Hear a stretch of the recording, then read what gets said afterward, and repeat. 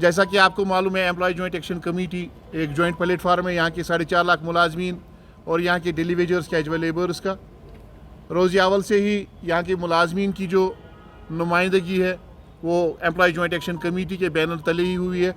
और इस प्लेटफार्म के बदौलत ही मुलाजमीन के बड़े बड़े मामला तय हुए हैं। 2019 से पहले की अगर हम बात करेंगे तो इसी प्लेटफार्म की बदौलत 60 एनाउंसमेंट ऑफ रिटायरमेंट एज पे अनामली का मामला था। रेगुलराइजेशन के हवाले से एक एग्रीमेंट सामने लाया गया। सरकार ने बहुत से मामला जो सरकार और मुलाजमीन के दरमियान उस वक्त बातचीत के ज़रिए से हल हुए और 2019 के बाद ये एक वाहिद नुमाइंदा प्लेटफार्म है जिस वाहिद नुमाइंदा प्लेटफार्म ने मुलाजमीन की आवाज़ बुलंद की और आवाज़ बुलंद करते रहे और हमें उम्मीद है इंशाअल्लाह रहमान ये प्लेटफार्म यहाँ की मुलाजमीन की तर्जुमानी कर रही है। ये प्लेटफार्म ये कर रहा है और आइंदा भी करता रहेगा। एम्प्लॉय जॉइंट एक्शन कमेटी ने जो मौजूदा गवर्नमेंट वजूद में आई है जिनने चार्ज संभाला है उस हवाले से हमारे सदर मोहतरम जनाब वजाहत हुसैन दुरानी साहब एम्प्लॉय जॉइंट एक्शन कमेटी का मौक़िफ़ आपके सामने रखेंगे। जनाब वजाहत हुसैन दुरानी साहब। सबसे पहले हम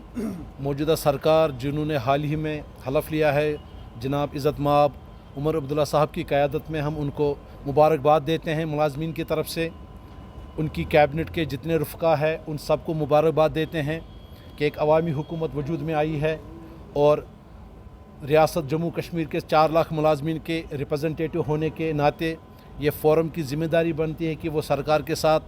वफ़ादारी से, ईमानदारी से और फ़र्ज़ शनासी से काम करे। तो हम आज आपके माध्यम से इस प्रेस कॉन्फ्रेंस के ज़रिए सबसे पहले उमर अब्दुल्ला साहब को मुबारकबाद देते हैं, उनकी कैबिनेट को मुबारकबाद देते हैं कि लोगों ने उनको मैंडेट दिया है इस रियासत को चलाने का। और हम चूँकि हम उनके मुलाजिम हैं, हम एग्जीक्यूटिव एजेंसी है जो सड़क पे गवर्नमेंट के प्रोग्राम एंड पॉलिसीज़ को कामयाब करते हैं, तो हम उनको यकीन दिलाते हैं कि मुलाजमीन वर्क कल्चर में इम्प्रूवमेंट लाएंगे। हम जितने भी सरकारी काम हैं उनको इंशाअल्लाह ताला वक्त पर पूरा करने की कोशिश करेंगे और हम यकीन दिलाते हैं कि employee joint action committee Omar Abdullah साहब और उनकी रुफ़का के साथ, उनके कैबिनेट के साथ, उनकी सरकार के साथ शाना बशाना रियासती अवाम की खदमत में दिन रात एक करेंगे। इसके साथ ही मैं ये भी कहना चाहता हूँ कि उमर साहब ने मुलाजमीन को एक उम्मीद दिलाई जब उन्होंने अपने मैनिफेस्टो में रिफ़्लेक्ट किया एम्प्लॉयज़ के इश्यूज़।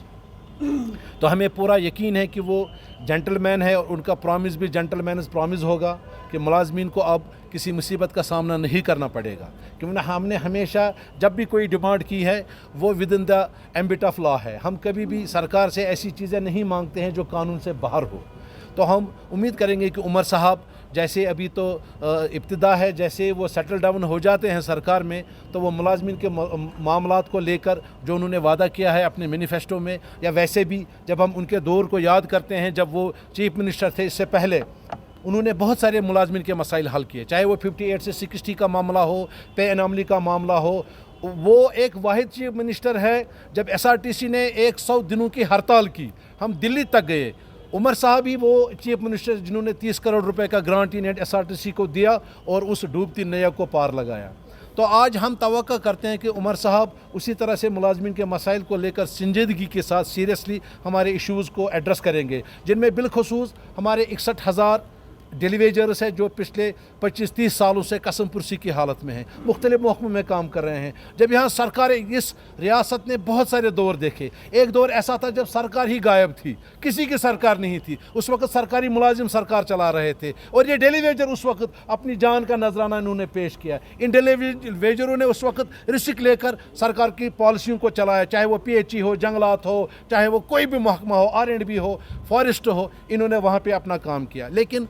बदकिस्मती से 30-35 साल हो गए, 25 साल हो गए, इनकी रेगुलराइजेशन नहीं हो रही है। हमें उम्मीद है कि सरकार पहली फुर्सत में कंसोलिडेटेड जो एम्प्लॉयज़ है, डेलीवेजर जो है, रहबर खेल है, रहबर जंगलात है, यहाँ कितने किस्म के ऐसे टेम्प्रेरी एम्प्लॉयज़ है, कंसोलिडेटेड ड्राइवर्स है जो RTC में काम करते हैं, जो थ्रू प्रॉपर चैनल लगे हैं, 8 साल बाद उनको रेगुलर होना था। इसी तरह से जो स्कीम में लोग गए हैं, रहबर खेल लगे हैं, उनको कहा गया था कि हम आपको रेगुलराइज करेंगे। रहबर जंगलात है, تو یہ کہنے کا مطلب یہ ہے کہ جتنے بھی ٹیمپریری کیٹیگریز آف امپلائیز ہیں ان کو ریگولر کیا جائے تاکہ ونس فار آل یہ مسئلہ سیٹل ہو. دوسرا ایک ویج پالیسی ہو اور ایک ریگولرائزیشن پالیسی ہو جو آگے سرکار اگر کسی کو ٹیمپریری بیسس پہ اپوائنٹمنٹ کرتی ہے اس بندے کو پتہ ہو کہ میں اس پالیسی کے تحت ہوں اور اس پالیسی پہ پھر عمل ہو. ایسا نہ ہو کہ کسی کو ڈیلیویجر لگاتے ہیں پھر اس کو پتہ ہی نہیں ہوتا مجھے کب ریگولر ہونا ہے, وہ ریٹائرمنٹ ایج کو بھی پہنچتا ہے لیکن ریگولر نہیں ہوتا. اسی طرح سے ویج پالیسی, کسی جگہ 20,000 لیتا ہے کوئی, کسی جگہ 10,000 لیتا ہے. کیمپا میں فارسٹ کارپوریشن میں کیمپا ہے ایک, وہ 9,300 لیتے ہیں, انہی کا دوسرا ایک ویجز آؤٹ سورس ہے وہ 7,500 لیتے ہیں. اس تفاوت کو دور کرنا پڑے گا, سرکار کو ایک کلیئر کٹ پالیسی لانی پڑے گی جو ویج پالیسی اور ریگولرائزیشن پالیسی ہو. اسی طرح سے سب سے بڑا مسئلہ ہے ہمارا old pension, restoration of old pension. Umar صاحب کو میں ان کے جو انہوں نے ٹویٹ کیا ہے پرسوں, اس کا میں ویلکم کرتا ہوں, جس میں انہوں نے ظاہر کیا ہے کہ ہم اولڈ پینشن کو ریسٹور کریں گے. میں اس بات پہ ان کو سیلیوٹ کرتا ہوں اور امید کرتا ہوں کہ وہ پہلی فرصت میں جلد سے جلد جو انہوں نے ٹویٹ کیا ہے اس بارے میں ہم اس کا خیر مقدم کرتے ہیں, اور ہماری امیدیں بڑھ گئی ہے کہ اولڈ پینشن سکیم جو سکیم تھی, جو پینشن تھا, اولڈ پینشن سکیم جو ہے اس کو وہ ریسٹور کریں گے انشاءاللہ تعالیٰ. ہمیں امید ہے کہ عمر صاحب اپنے وعدے پہ پورے کھرے اتریں گے کیونکہ ان کے ٹویٹ سے پتہ چلتا ہے کہ وہ اپنے وعدے پہ برابر کھڑے ہیں. تو ہم چاہتے ہیں کہ اولڈ پینشن سکیم جیسے ہماچل نے کی, جیسے راجستھان نے کی, کیونکہ ملازم جب اپنی 30-40 سال زندگی سرکاری کام میں دیتا ہے اس کے بعد میں اس کے پاس سخت نہیں رہتی ہے کہ وہ اب اور کمائے, 60 سال کے بعد کیا کمائے گا, تو اس کا ایک ہی سہارا ہوتا ہے, وہ ہے دیش دنیا کی ہر خبر سب سے پہلے دیکھنے کے لیے فالو کریں دینک سویرا ٹی وی, یوٹیوب, فیس بک, انسٹاگرام, ایکس اور واٹس ایپ چینل پر.